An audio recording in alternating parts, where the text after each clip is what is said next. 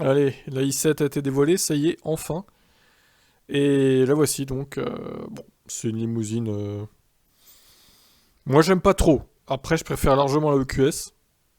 Je la trouve trop carrée en fait, celle-là. Avec sa calandre énorme là. C'est vraiment pas beau quoi. Donc elle concurrencera principalement la Mercedes EQS, sortira en thermique, en hybride rechargeable et en électrique. Alors rentrons dans le vif du sujet directement.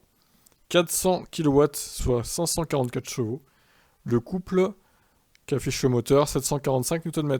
Ce qui n'est pas de trop pour tracter 2 tonnes 7 à vide de la berline électrique. Oh. 2 tonnes 7.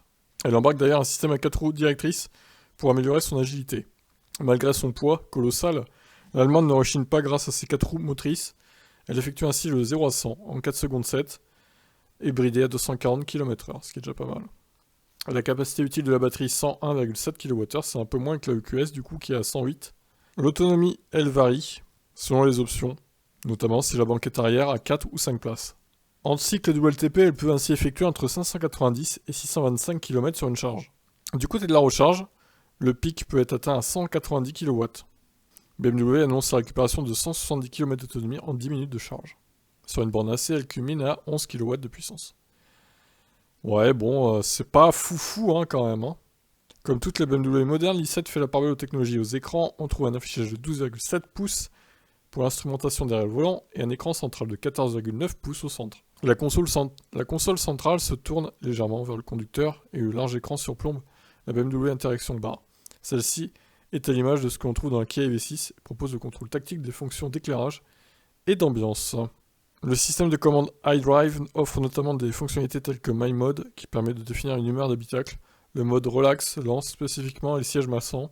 Si l'heure est à la réflexion sur les sièges arrière, il est même possible de piloter le système de feu divertissement depuis les écrans à l'arrière. Ok. La sellerie Vaganza est en imitation cuir, reproduisant les propriétés du matériau d'origine animale. Il est possible de choisir parmi les 4 coloris pour cette finition intérieure. Des options en cuir mérino sont dispo pour les versions M et M Sport. Les sièges arrière, que BMW appelle Captain Chair, proposent des fonctions chauffantes, ventilées et massantes. Ils peuvent s'incliner pour en faire une banquette de repos. Alors, les tarifs. On connaît déjà le prix de base, 139 990 €. C'est évidemment un prix hors option, mais comprenant un accès d'un an illimité à Ionity. Le lancement du modèle interviendra en novembre 2022 pour les versions essence et électriques de la série 7. Les modèles hybrides rechargeables et diesel arriveront début 2023 en concession. On va regarder les quelques photos. Bah franchement, moi j'aime pas trop en fait. On me donne le choix entre le QS et celle-là, je prends le QS, hein, largement. Hein. Je suis pas un fervent admirateur de la marque BMW déjà. Mais là franchement, ouais, casse pas des briques. Hein. Bref, voilà ce qu'on pouvait dire de cette voiture. Oh là là, c'est trop les ouvertures de... Enfin non, ça c'est les commandes des sièges, pardon. C'est vraiment trop. Oh l'écran en arrière, putain. Quelle folie.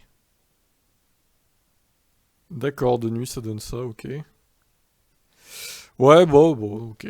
Bah, ça conviendra à certaines personnes, hein, évidemment, mais bon, moi j'aime pas en tout cas.